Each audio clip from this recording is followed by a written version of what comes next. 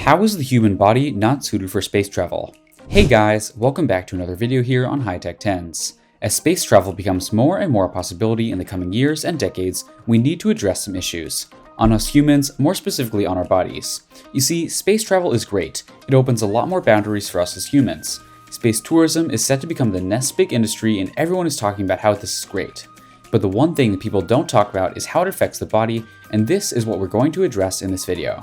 Stay tuned and watch. Before we start, make sure you like and subscribe to the channel.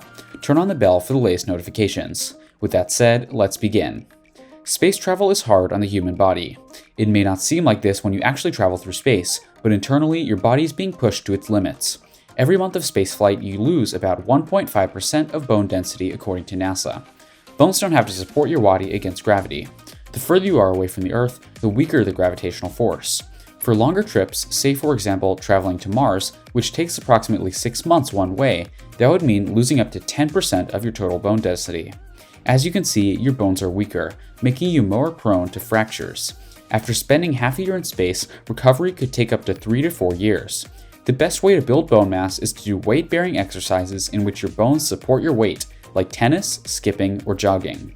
This is also the reason why you see astronauts on the International Space Station always doing some exercise. In fact, most of the time spent by astronauts on the ISS is spent on exercise. Running on a treadmill on the ISS is a little different because astronauts have to strap themselves in. Despite the effort you put in, you'll only be able to slow down the rate of bone loss, not prevent it altogether. Artificial gravity could help though. A proposed private space hotel called Voyager is designed to spin slowly to mimic the effects of gravitational force. Besides the loss of bone density, muscles can weaken from lack of use and deteriorate. Research on astronauts from previous missions show that they lost up to 20% in muscle mass on flights lasting less than 2 weeks. Many astronauts also report back pain as weakened muscles provide less support for the spine. In order to combat muscle loss, a machine called ARED imitates weightlifting to work all the major muscle groups and decrease the recovery time later. Then again, it doesn't get much better right away, and once astronauts return back to Earth, they are at a much higher risk of a herniated disc. Lack of gravity is also troublesome for the cardiovascular system since there is nothing to pull blood to the lower part of the body. Instead, it goes to the chest and head, causing astronauts to have puffy faces and bulging blood vessels in their necks.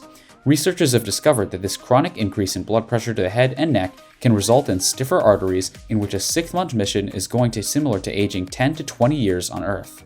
NASA requires aspiring astronauts to have a blood pressure reading of more than 140/90 measured in a sitting position. They'll also have to pass physical tests in a swimming pool, which happens to be the best place to simulate the feeling of weightlessness in space.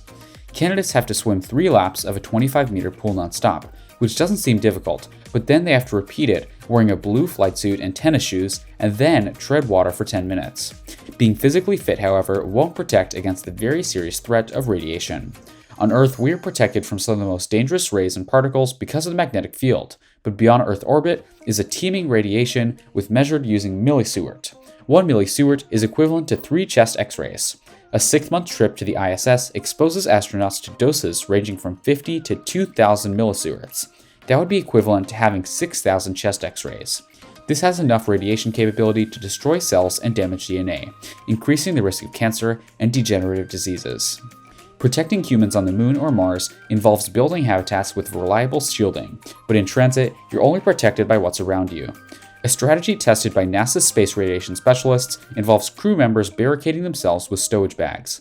Other technologies are also being developed and include variable vests that include another layer of mass and electrically charged surfaces that can reflect these dangerous particles. Exposure to radiation experienced by Scott Kelly is believed to have activated certain genes known to have encoded proteins that help to fix damaged DNA. Researchers gleaned at all this information by comparing Scott to his twin brother Mark, also an astronaut who remained on Earth as a control subject. The stresses of being in orbit appear to have altered Scott's immune system, worsened his eyesight, and oddly lengthened the caps at the ends of his DNA strands called telomeres. These protect chromosomes, kind of like how plastic handles protect jump ropes. Usually, they shorten as we age. The strange lengthening disappeared a few days after he returned to Earth. However, 7% of his gene expression still remained altered 6 months later.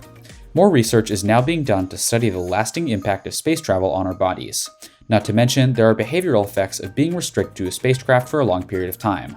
To make astronauts feel a little less isolated, they got internet access on the ISS a decade ago.